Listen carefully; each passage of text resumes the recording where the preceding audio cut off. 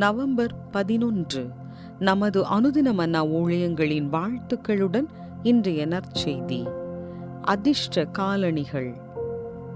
இன்றைய வேத வாசிப்பு 1 சாமுவேல் 4ஆம் அதிகாரம் முதல் 11 வசனங்கள்.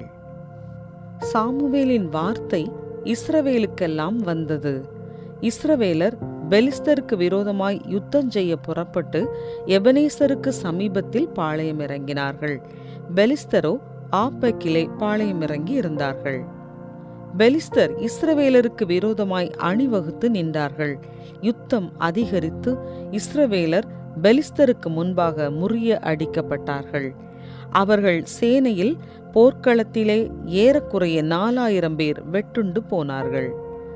ஜனங்கள் திரும்ப பாளையத்துக்கு வந்தபோது இஸ்ரவேலின் மூப்பரானவர்கள், இன்று கர்த்தர் பெலிஸ்தருக்கு முன்பாக நம்மை முறிய அடித்ததென்ன? சீலோவில் இருக்கிற கர்த்தருடைய உடன்படிக்கை பெட்டியை கொண்டு வருவோம், அது நம்மை நம்முடைய பகைஞரின் கைக்கு விலக்கி ரட்சிக்கும்படி நம்முடைய நடுவிலே வரவேண்டியது என்றார்கள். அப்படியே கேருபீன்களின் மத்தியிலே வாசமாயிருக்கிற சேனைகளின் கர்த்தருடைய உடன்படிக்கை பெட்டியை எடுத்து வர ஜனங்கள் சீலோவுக்கு சொல்லி அனுப்பினார்கள். அங்கே ஏலியின் குமாரராகிய ஓப்னியும் பினெகாசும் தேவனுடைய உடன்படிக்கை பெட்டியண்டையில் இருந்தார்கள். கர்த்தருடைய உடன்படிக்கை பெட்டி பாளையத்திலே வருகிற போது இஸ்ரவேலர் எல்லாரும் பூமி அதிரத்தக்கதாக மகா ஆர்ப்பரிப்பாய் சத்தமிட்டார்கள். அவர்கள் ஆர்ப்பரிக்கிற சத்தத்தை பெலிஸ்தர் கேட்டபோது, எபிரேயருடைய பாளையத்தில் இந்த மகா ஆர்ப்பரிப்பின் சத்தம் என்ன என்றார்கள். பின்பு கர்த்தரின் பெட்டி பாளையத்தில் வந்தது என்று அறிந்து கொண்டார்கள்.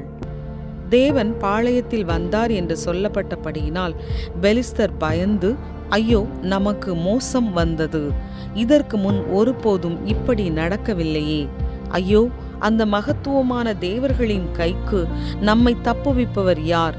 எகிப்தியரை சகலவித வாதைகளினாலும் வனாந்தரத்திலே அடித்த தேவர்கள் இவர்கள்தானே. பெலிஸ்தரே, திடங்கொண்டு புருஷரை போல நடந்து கொள்ளுங்கள்.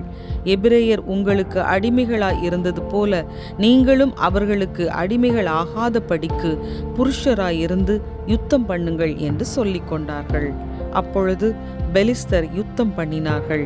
இஸ்ரவேலர் முறிந்து அவரவர் தங்கள் கூடாரங்களுக்கு ஓடி போனார்கள். மகா பெரிய சங்காரம் உண்டாயிற்று. இஸ்ரவேலிலே 30,000 காலாட்கள் விழுந்தார்கள். தேவனுடைய பெட்டி பிடிக்கப்பட்டது. ஏலியின் 2 குமாரராகிய ஓப்னியும் பினெகாசும் மாண்டார்கள். குறிப்பு வசனம்: நான் கர்த்தர், இது என் நாமம், என் மகிமையை வேறொருவனுக்கும் கொடேன். ஏசாயா 42:8. டாம் தனது போர்க்காலணியின் அடியில் சில்லென்று குளிர் பரவுவதை உணர்ந்தார். கால்களின் கீழே வெடிகுண்டு இருப்பதற்கான அந்த அறிகுறியை உணர்ந்த அந்த நொடியில் அவரது உடலில் அவசர நிலையை உணரச் செய்த அட்ரினலின் உதவியுடன் சடாரென குதித்து அங்கிருந்து விலகிச் சென்றார்.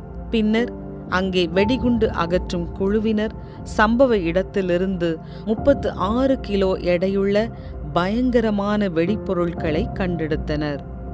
டாம் அவருடைய அந்த காலணி கிழியும் வரை அணிந்திருந்தார். அவர் அதை தன்னுடைய அதிர்ஷ்ட காலணி என்று சொல்லிக் கொள்கிறார். டாம் அவருடைய உயிரை காப்பதற்கு அந்த காலணி பயன்பட்டதினால் உணர்ச்சி வசப்பட்டு ஞாபகார்த்தமாக அந்த காலணிகளை வைத்திருக்கலாம். ஆனால் பொருட்களை அதிர்ஷ்டம் என்று கருதுவதற்கு அல்லது ஆசீர்வதிக்கப்பட்டவைகள் என்று ஆன்மீக முத்திரையை கொடுக்க மக்கள் எப்போதும் விரும்புகின்றனர். நாம் ஒரு பொருளையோ அல்லது அடையாளத்தையோ தேவனுடைய ஆசீர்வாதத்தின் ஆதாரமாக வைக்கும் போது அங்கே அபாயம் நிகழுகிறது. இஸ்ரவேலர்கள் இந்த பாடத்தை தங்களுடைய வாழ்க்கையின் கடினமான தருணத்தில் கற்றுக்கொண்டனர்.